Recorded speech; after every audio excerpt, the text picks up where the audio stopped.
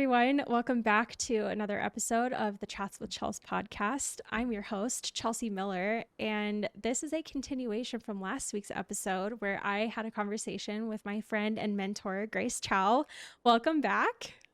Hello, thank you. And if you watched the last episode, you might notice that we're in the same clothes because it was literally 10 minutes ago that we recorded that session. So welcome back. We had a bathroom break and now we're back. But I wanted to record this separately because Grace wants to ask me some questions. So I'm going to hand over hosting duties to her and we'll see where this goes. Yes, I'm so excited. So, okay, Chelsea, you started your first year PhD program this semester. So you're closing up on the semester now because it's towards the end of the year. Um, Can we just what? talk about how crazy that is? Like, how did the Yeah, time go right? by already? Like that, so fast, right? I remember your first day, you're all pumped and excited. Anyway, and then, and I'm just kidding. I know. I'm like, Um, am I still excited? Are you so excited? And then it turned. So I wanted to ask you, in the last few months, what do you think? And obviously, you've learned things from classes, but what do you think you've learned as a PhD student? Like, as a first year PhD student, what do you think you've taken away in your first semester? I'm going to approach the answer to this question as life lessons because I feel like that's what you're alluding to.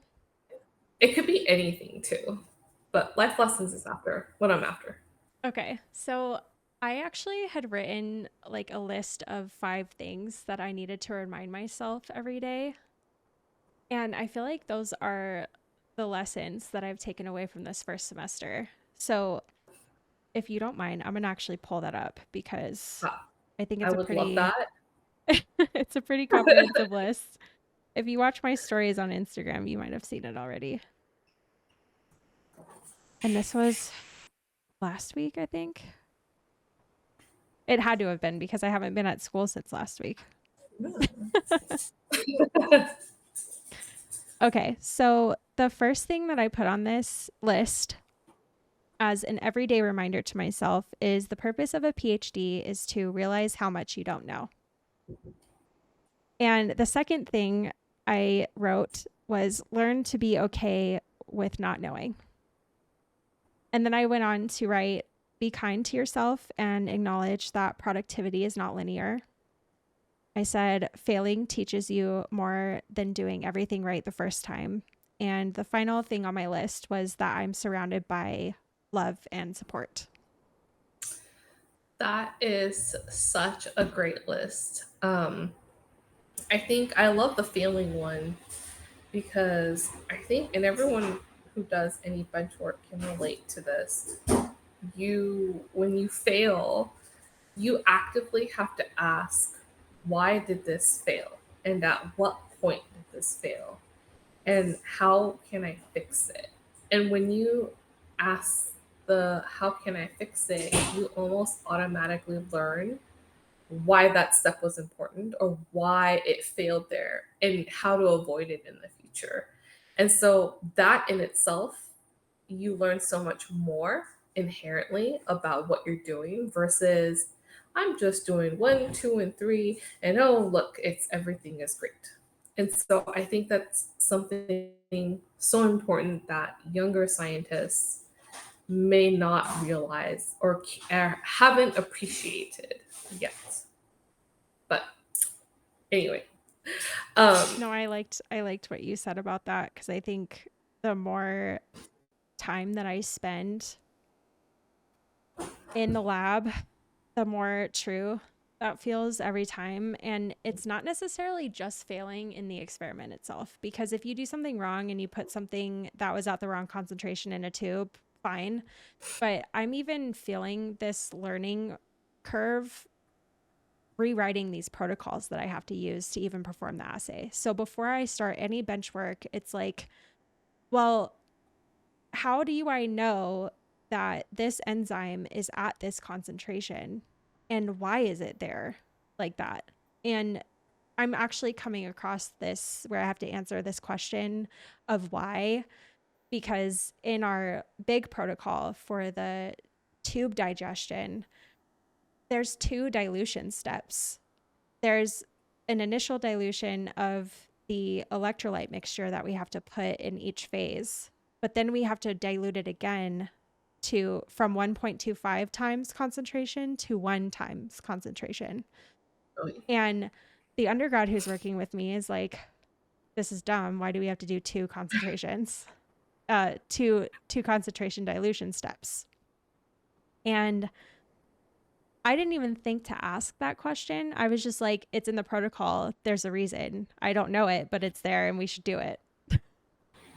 So it's kind of interesting to like work with someone who has already been working in my lab before me, and he's been working with my mentor before me, and he has this inherent like instinct to ask why, but I think it's because he has a stronger understanding of how to calculate these concentrations, and that is one of my pitfalls, and something that I will spend my entire PhD getting better at is how do I work within this concentration math in my head, not necessarily doing it in my head, but seeing what it says on the paper and correlating that to what steps I actually need to do to get there. Oh yeah, that's hard because it's almost like you're working backwards sometimes. Mm-hmm. You're like, okay, I need to end up here, but I'm starting from here and I need these different volumes. And so you're working both forward and backwards and then you're adjusting. Because you get to a point where it's like, well, this doesn't make sense. I don't have enough. I have to adjust this volume or concentration. And you kind of toggle back and forth until you're like, okay, this is what I'm doing now. And so that really confused me for a very long time. Because I went through the same thing. Yeah. I But think right now I'm in this like pocket where I don't know how to go forward. So I can't reverse the steps to go backward because I don't know what the forward steps are. So I'm trying to figure out both of them at the same time. Like it's all the yeah, same math that you have to do. yeah, It's just the starting point changes. And that's what trips me up, I think, is that the starting point within the concentration, depending on what you're given, will dictate what steps you take after that. And I'm not at a place where I can work with those steps interchangeably. And that's one of the biggest reasons why I put the failing thing as a reminder, because it's as simple as failing to do a calculation correctly. yeah, yeah. It makes a huge difference in everything you do.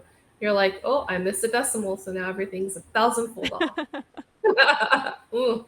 Well, it was Um, actually really cool because my mentor, she came to a lab meeting like one of the earlier weeks in our lab meeting get togethers, and she had made a comment about how she has this giant stock of 10 normal sodium hydroxide because she did the wrong dilution calculation, oh no. because she was working in a different decimal point, and she's like, see, so even your PI does wrong stuff all the time. I love that. I love like that admitting of, hey, I didn't know what I was doing and this happened. Right. I like it too because it makes her more relatable, but it also encourages and reinforces that reminder of like it's okay not to know and we're not supposed to all the time. Yeah, it's that and accountability built in together, right? Mm-hmm. You're holding yourself accountable, you're holding each other accountable, and then everyone at some point will not know something. So that was your first reason, right? Of like Mm-hmm. you're doing a PhD and you recognize how much you don't know. So how do you feel now about what you know versus what you don't know after having gone through classes? Because I know you've had some struggles and some headaches with certain classes. So both in classes and in research. And so maybe we'll tackle the classes first. Like how does that feel? um I'm more confused than when I started. I'm not gonna lie.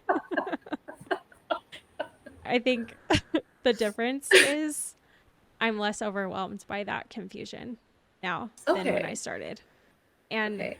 just to put that into context, I think in one of my first podcast episodes, I was like on the verge of tears the whole time because I just was taking in so much information that I didn't know how to, partition my way through it.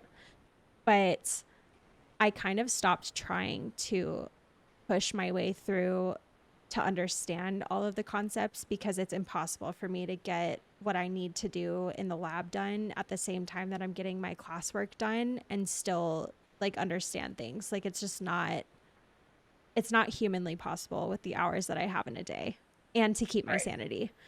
Right. So I think in some ways I've let go of the expectation to perform a certain way in these classes because it's taking a lot of energy to wrap my head around everything in a way that I think I needed to answer the questions appropriately. And that's something that I'm struggling with every time I sit down to do an assignment, but I've had to keep an eye on the time to make sure that I'm not spending 6+ hours on one question because that's Oh, happened in this semester. And I feel like now that I'm reflecting back on my efficiency, there was none. Like I would sit down and I would do my stats midterm and it would take me 12 hours to answer 10 questions. And a lot of these midterms are 10 to 20 questions long, right? So I wasn't working within a time frame that was reasonable to get this stuff done, but I wanted to complete it.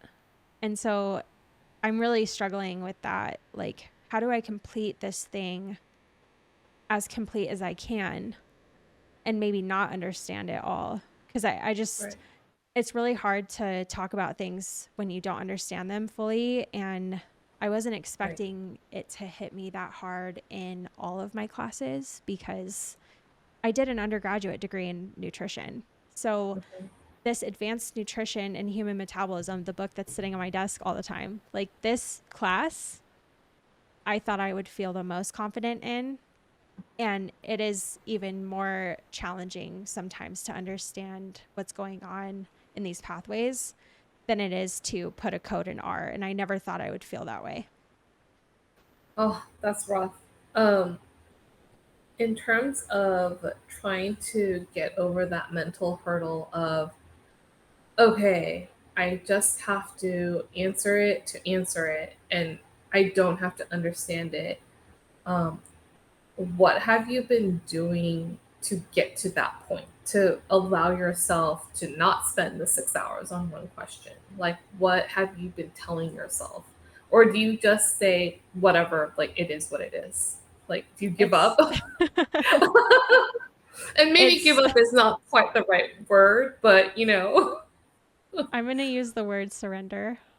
okay. White flag. Yes. Um, no, it is some of that surrendering. I would say when I go to answer my nutrition homework questions, it's more of a I'm just going to write some stuff from this chapter because it's not going to be graded for accuracy and I'm not even going to use it to study because I don't know if it's right. So I've let go of that expectation to answer every question as completely as I can because that's a waste of time. So it's not necessarily that I'm understanding things more. It's just that I check in with myself when I sit down to do an assignment and I just remind myself how little this assignment impacts my grade for the class. Mm, And I've been trying to reframe my expectation of performance in these classes because the expectation isn't that you're going to get 100% on every assignment, it's that you learned something. right. And that is completely opposite from how we are taught to learn in undergrad Mhm. because undergrad is all performance based. I mean, Yeah. I spent the last year and a half at San Diego State performing as well as I could in these general education chemistry and biochem classes, like the foundation classes, because you had to in order to pass them. Yep. And so it was more, can I produce the answer that they're expecting? Yeah. Not, can I produce an answer that shows my professor that I actually read the thing? Right. And understood it and Mm-hmm. digested it and can re-explain it in a simpler way, basically. Yeah. I both enjoyed and hated undergrad at the same time. Like I think I enjoyed the life. Not that I was like a partier or anything, but you're right. Like the undergrad foundational fundamental classes are more about, you know, draw me a structure of a non-polar amino acid, and you'd have to memorize like, okay, well, there's a C carbon connected to the right. Like you're kind of memorizing a pathway, you're memorizing structures, and that's not helpful because I'm no one's going to memorize it. You're going to go and refer to a chart or a table or something. Well, And so, what I'm kind of reflecting on, sorry to interrupt you, no, yeah, but what you just said, it I never really thought about it this way before, but in undergrad, they're telling you that you need to know this thing, but they're not telling you why. right, And then right, in grad school, they're asking you to tell them why that thing is cleaved a certain way or where it's cleaved because of this or what condition would result in this carbon structure becoming this carbon structure. So that's where the gap is, though, because undergrad yeah, doesn't tell you why. It just tells you what, and it takes it out of context mhm, completely. It's just like, this is the thing. yeah, And I yeah, hate that. That gap is so hard to overcome right now. right. And I don't know if other because I mean, we are both US educated, right? So there's no, well, when we were in Europe, growing up in Germany, and going through the undergraduate process, right? Like I have no context because also America is the only country that exists, and that's what we've been fed by social media. Like I don't, for us, there is nothing to bridge that between undergrad and grad school, right? Like you're an undergrad one day memorizing things and pathways, and the next moment you're a grad student, and all of a sudden it's like, oh, well, you're a grad student, so think about it. Like now you should be able to tell me why. And I can't. I haven't been trained. Like I literally went from memorizing one thing in day one, and the next day I went to tell me how to think, right? Right. So I think that's kind of a that was hard for me too because I think grad school teaches you how to learn and teaches you how to think, whereas undergrad is just like, here, like memorize this. Like these are facts that you should know. Yeah, I don't. Yeah. And It's I think that one of the attributes that makes grad students successful or not is your ability to adapt. And that's why I had to remind myself like, there are things that I have done in my life. There are things that I have overcome in my life, and that all breeds adaptability and resilience. And this is the same sort of setup. The context is just different because I'm I'm not being forced into survival mode like I had right, been pushed towards in the past. Right now, I'm trying to cultivate more of a positive loop, like a positive feedback loop for myself in this space because it is more of welcoming. You can do this thing. It's really hard, but the outcome is that you'll be able to learn something, not that you've achieved something. Because right, I think even we've talked about in our previous episode you getting your PhD. And if we're in grad school and we're on this route to getting a PhD, it's not so much that like outcome, like we achieved this thing. It's this is how much we've learned. And here's a presentation of that learning process.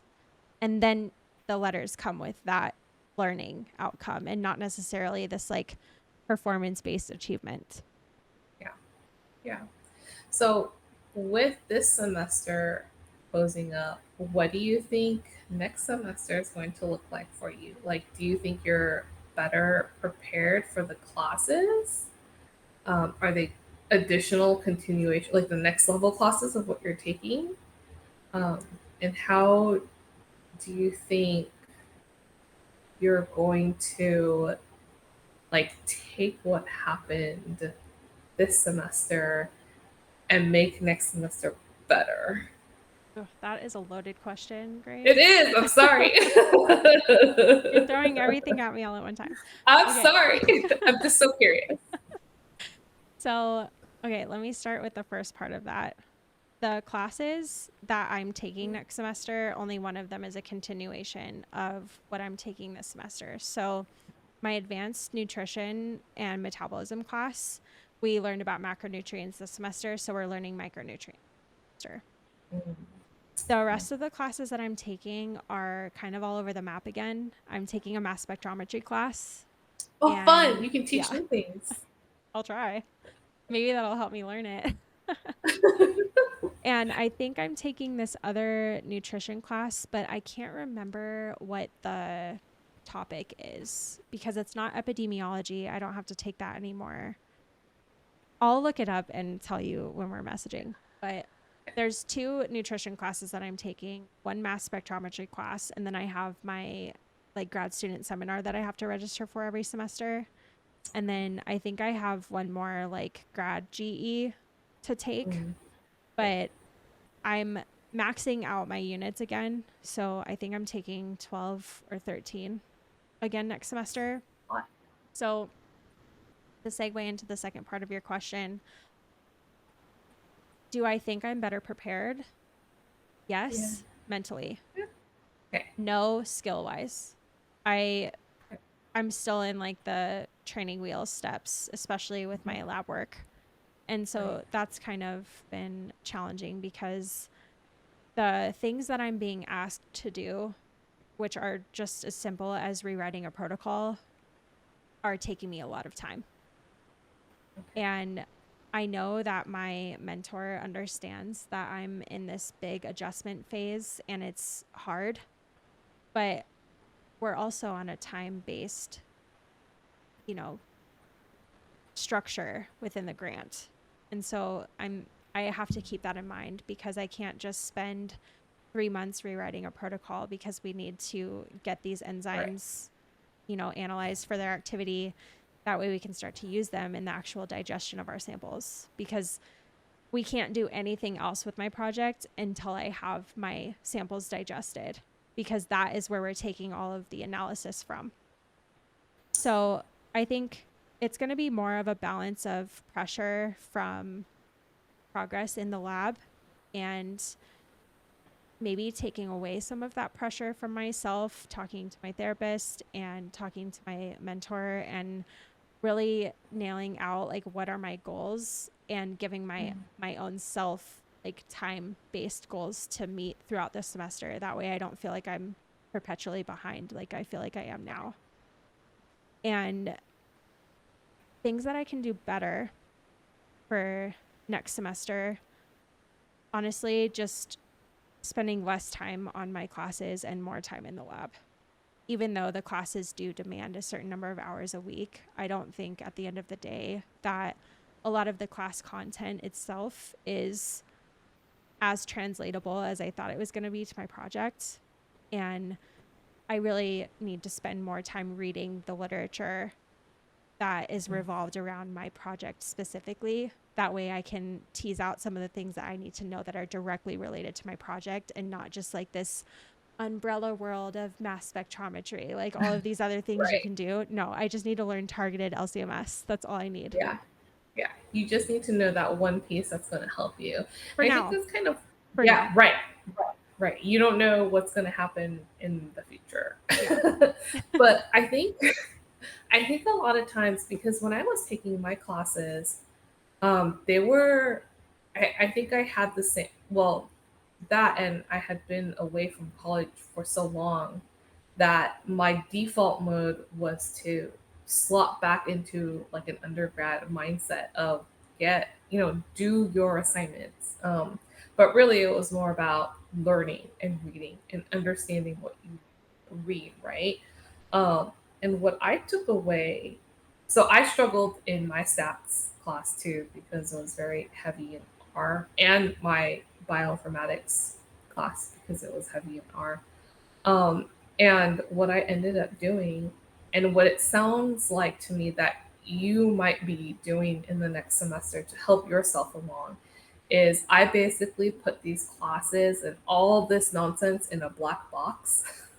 Yeah. And I was like, I'm just going to do and go through the motions, but this black box is going to contain resources that I can go back into when I need it in the future. Like it is there and I know what to look for. Yeah. And so that kind of sounds like what you're going to, like, that's what you have in mind for your second semester of grad school, where It's just sure, like taking the content yeah, and figuring yeah, out like what things I need to file away and what things I can yeah, just kind of brain dump. Like I feel yeah, like I haven't spent enough time with, you know, these instructors at this school. And that was like a huge humbling moment this semester to realize like I'm a newbie in a new school with professors who have a different approach than what I'm used to. And even the structure of Colorado State is completely different than San Diego.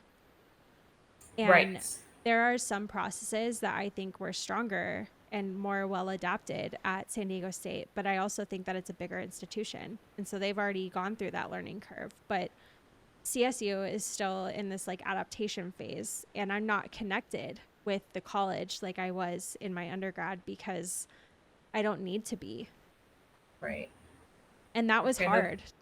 That was hard to understand because you know me, like I held a leadership role and I right. was doing research in a biochem lab and a nutrition lab. Like I had quote connections all across campus, like even in the Yeah, leadership department of San Diego State. So to go from being so connected and knowing where my resources were coming from and who to talk to get them, I don't have that right now at right. CSU. And I didn't realize until like telling you this right now, like I didn't actually feel super connected until my fourth semester at San Diego State. Mhm. So it takes time.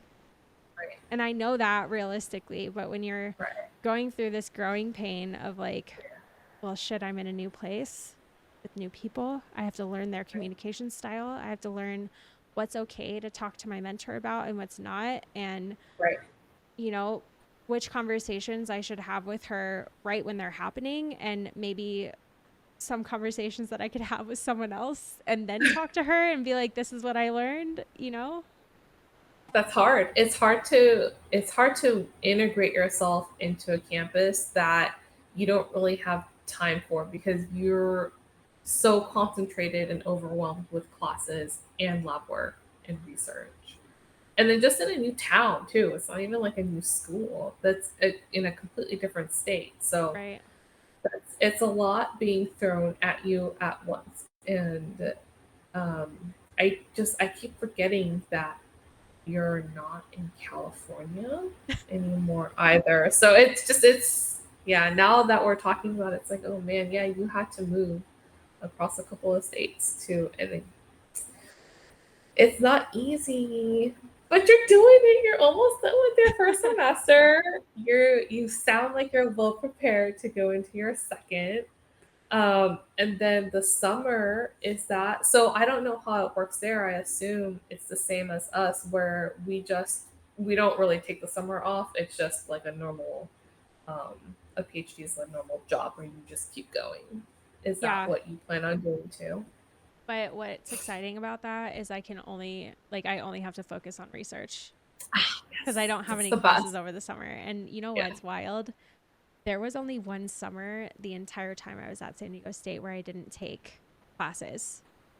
And that Ugh. was because I went to MIT for a summer internship. Oh, that's right. That's So while right. I wasn't taking classes, I was still in like this really structured program. So it's going to be really fun to actually just show up and only have to do lab stuff. Like that is why I wanted to do a PhD because, undergrad really lit my fire in terms of research, and the opportunity to get to do that full time is really exciting. Yeah, isn't it? Oh, and then do Yeah. you have to take classes next year too, or is this it? I do have to take classes next year, but I actually need to look at the course curriculum again because there's a lot of classes that my mentor and I had talked about, but I don't think that I'm gonna be able to take. And it's because I chose the research PhD route instead of the registered dietitian route initially. Okay. So, Colorado State has a dietetics program called the CMPD, Okay. and I don't remember what the acronym stands for, but it's basically the grad school equivalent of my dietetic program that I did in undergrad. However, it's a master's degree and you get placed in a dietetic internship once you're done with the classes for the master's. So instead of the emphasis being on research, the emphasis is split between research and your classes that you need to become a registered dietitian. And the course curriculum for the nutrition PhD includes some of those classes, but not all of them. And so, what I was thinking initially is that I would have enough time to take the classes for the nutrition PhD and add some of the ones from the dietetic program too. But because of the way that my grant is structured, it's more important for me to prioritize my research and get those objectives met than it is to take these classes that would satisfy the requirements that I would need to do a dietetic internship should I do it after my PhD. Because I don't think there's any way humanly possible for me to complete my dietetic internship while I'm doing my PhD because the demand for research and just to produce data is stronger than I had initially anticipated. And that's only because I joined a lab that is newer. Right. And, my PI is going up for 10 years. She hasn't gotten it yet. And so it's, I'm funded to do research, not to do Right. research and split my time doing these dietetic classes that are not designed to be coupled with a strong research emphasis. You know what I mean? Right. Right. So after this initial push to get data, like maybe towards the end of your program, are you still allowed to add those the CM or CP whatever CMPD. and I think that's what it CPD is.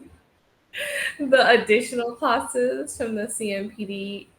Like, can you take them towards the end of your program and have them still count, and then do a dietetic internship like when you're almost done? Like, does would that work or I no? could see, and this is where it becomes a challenge because I don't feel like I'm in a place right now where I can even try to make that decision or have that conversation with my mentor because it's so early. Yeah. And that's something that I've also reminded myself is I have to kind of pace myself because I'm in this for the long haul. I'm not just doing a 2-year master's program and seeing my way out. Right. I'm Right. I'm investing 5 years of my life At in this least. program at least. And this grant that I'm funded on is 3 years with the intention of producing enough data to potentially write another grant, Right. right? But those Right. grant writing classes are more important than taking a dietetic program class that's, Yeah. medical nutrition therapy, which is something that I'm not going to use in my Right. celiac disease project. Like maybe one section of that class That's that true. covers nutrition for celiac disease might help, but it's not through the context of sourdough like I am approaching in my lab right now. So Yeah. it's kind of a reallocation of my priorities because Okay. I realize that I do want to do a lot of things. And at this point, it's more sensible, and it's the expectation of my mentor of me to focus on the initial classes, get them out of the way, and progress through my research projects. Right. And I knew what I was signing up for when I got here. Oh yeah, like Yeah. it's a long term commitment, and it's you might be there for 6 years or maybe even 7. Well, and the Hopefully, expectation when I signed the contract was to do my research project, not to do yeah. dietetic stuff and also try to cram in a dietetic internship while trying to meet these time-based objectives that are written within a grant for a certain period of time. So, So another question. I mean, this is kind of another long term question. Um, when you're done with your PhD, like what do you want to do with it? What's the goal after that? So, and you don't have to have an answer. Like I think you can I've say thought you about don't this a know. lot, and it's actually built into the IDP because my mentor here does an IDP too. And I think she Oh, was surprised to know that I knew what that was, because I guess it's like atypical for undergrads to do an IDP. yeah. But she asked those long term goals. So I've definitely thought about it. And I knew when I was applying to PhD programs that I wanted to become a professor. The advantage of having your registered dietitian credential in conjunction with your PhD is higher ability, like making yourself a Okay. better candidate to get a job at an institution. But I already have credentials in the dietetic space. I'm not a registered dietitian, but I'm a dietetic technician. Right. And I'm not actively practicing with those credentials, but I know what the expectation is. So now that I'm kind of figuring out what this PhD is supposed to look like, while the registered dietitian credential would increase my chances of getting hired at an institution because a lot of places are looking for both now, I think that it matters more what my experience is. And that was the same when I was applying to colleges too, because I mean, as you know, you can apply with a somewhat shitty GPA and still get in based on your experience and how you articulate yourself. And I don't want to consider this humble bragging, but I do think that communication is one thing that I'm very strongly skilled in. And I'm You only, are. thank you. I attest to that. Well, and I'm only building on those skills. So I think as long as I am aware of what opportunities I can take advantage of and to lean into those, I don't necessarily think that the registered dietitian is like the end all be all. I think achieving the PhD and achieving the learning process and getting better at it and being able to articulate it is what I would hope will get me a job wherever I choose to apply to. So your long term goal is to be a professor somewhere. Yeah. That's um that's really exciting, and I admire that a lot because I cannot do that. I can't handle students. Well, ask me again in 3 years. I don't know if I'm going to want to do that in 3 years. Who knows? Yeah, we'll revisit this podcast, and I'll be Well, like, it'll be Chelsea, in the YouTube land, so it won't go away. yeah, That would actually be that's really true. funny. What if we did another podcast 3 years from now where we watched back this conversation? And then laughed. Well, it's almost like we would do like a reaction video. So like Yeah, we watch portions of the conversation, pause, and then be like, "So Chelsea, so Grace, what's changed?" yes. I would love that. That would be so amazing.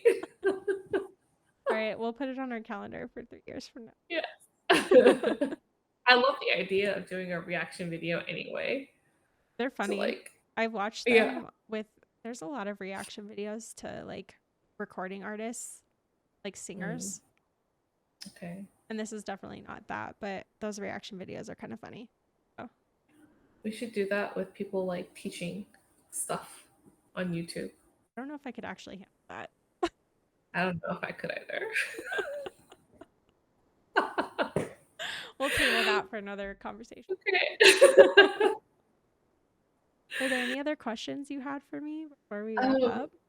I think that was it, or maybe I can't even remember what I wanted to ask. But those were like my major ones. So I'm so excited that you're on this journey, and I don't know. I know you were an undergrad when we were in the same lab together, but I never saw you as an undergrad. And so hearing you go through all of this, I'm not going to lie, I was a little surprised at first. Like, why can't you handle this, Chelsea? You're already a grad student.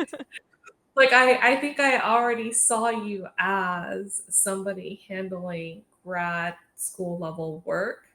And so it's definitely unfair to you where when I was like really confused, like, why are you struggling?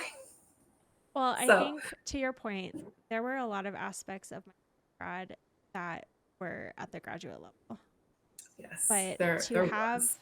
the demand coming from lab and not from my classes in the same way, that was Right, where the learning curve was for me.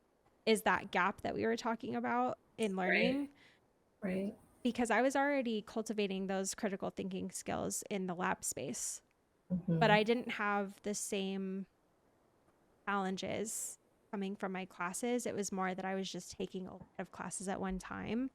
And there Right, were a lot of, answers that I had to come up with that were not why, but they were right. just, this is what it is. And so that's where like the reframing has had to take place. And I mean, it's easy to lose sight of it, especially because you're in your fourth year of grad school, and a lot of undergrads that you come in contact with are not running their own projects like I was Right, doing in Dr. right. Soul's lab. Yeah. You So, came with an idea. You were like, I want to do this. And it was incredibly impressive. And I was so proud when you were assigned as my undergrad. I was like, okay, I don't have to do anything. Thanks. well, I was excited to be assigned to you as a grad student mentor because you were doing things that I hope to learn and to be Yeah, more efficient at. And even though they were really basic skills, I think we've talked about this before, like even the technique and how you handle the cell culture hood right, is a fundamental skill that not a lot of people are even introduced to at the undergraduate level. So the fact right. that I already have a background in cell culture, but maybe I don't in vitro digestion with enzymes, I am now filling in those skill gaps that maybe I wasn't able to get to in my undergrad. But even just having that like foundational knowledge, it gives me a place to start from when I go to culture my cells in a more complicated way. Because one of the future steps in my project is doing a transwell system. Oh, that's so exciting. Yeah, but I wouldn't have even known what a well was or what a basal cell membrane Yeah. culture looked like if it hadn't been for some of those really early conversations that you and I had and that me and Dr. Soul had about what it takes to culture cells in one Yeah. layer. Oh, you're so lucky you have the transwell. When I used to co-culture things, we would have to irradiate like one of the cell lines because we wanted it to still be alive but not divide and overtake like another cell line. So Right. everything would be on one plate, and so we irradiate one and then plate them together and then be like, well, this will come off with this particular enzyme and not the stuff we don't want. Like, so transfers just make it so much easier. You know Anyways, what's that was just a crazy? We actually had to mm. learn about that in my Pillars of Immunology class because Ugh. in some of the really early studies, they would irradiate cells to get a certain readout of like which T cells were responding based on what cells were present, but they would have to do a similar thing because they didn't have the transwell system either. Yeah. Like, it's crazy how far science has come sometimes when you read and learn about these things. You're like, "Oh my gosh." And Yeah. so, Well, and when you ask me, um like, what are my takeaways? Like, what have I learned from my yeah, classes? I guess that things are a lot more intricate than I thought, but right. even hearing them for the first time is better than not hearing them at all, Yeah. because I And didn't then know anything about sometimes immunology. oh, yeah. Oh, no, it's so hard. Like, immunology, biology is so complicated because it's like you have an untold number of, like, all these CDs, like 1 through 380, and you're like, "What do all of them do?"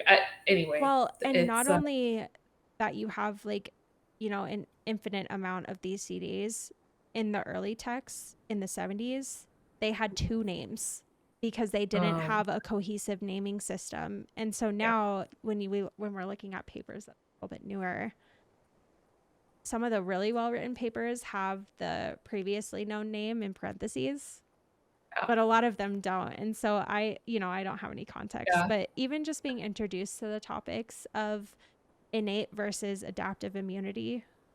I didn't know mhm, what anything, I didn't even know there was a difference between immune systems when I first took this class. So I think just, getting an introduction to things that I didn't know about is helpful because it adds to my word bank in my head yeah. of things that I might have heard before. And so it gives me something to utilize when I'm going to search for something else that might be related. Then as you go through this, you're like, "Oh my gosh, how much crap do I not know?" Like, you feel like you know just an itty bitty, like, little pinpoint of stuff, and then you just keep reading and reading, and you're like, "Oh my gosh, is this ever gonna end? And how Yeah, are you going to get better at, like, what you do, at your research?" Yeah, sometimes I feel overwhelmed, but I do too. anyway. I don't know if that overwhelm will ever go away. Just after hearing you talk about it and getting to ask other PhD students that are in their second or third year. Like, I don't think the overwhelm ever goes away, but you get better at handling it. Yeah. That seems to be the what the common theme and advice is that I'm getting from my mentors at work who are like, I don't know, they've gone through their PhDs and they've had like over 2 decades of experience. And they're like, you're never gonna know. Like something's always gonna surprise you and punch you in the face. Like, okay, thanks. So you just roll with it, I guess. Like it you see the fist coming at you and you just go in that direction to try not to get too hurt, I guess. And I'm like, okay, thanks. That's a good analogy. I was thinking Yeah. maybe I put like a padded face mask on to help Oh blunt the yeah. impact. Let's just go with it. Well, thank you for asking me questions. I think this is a good expansion of our initial conversation. So I hope Mhm. that for those of you listening, you have learned something, or if you have more questions for myself or for Grace, leave them in the comments below. And don't forget to subscribe because this is a YouTube channel.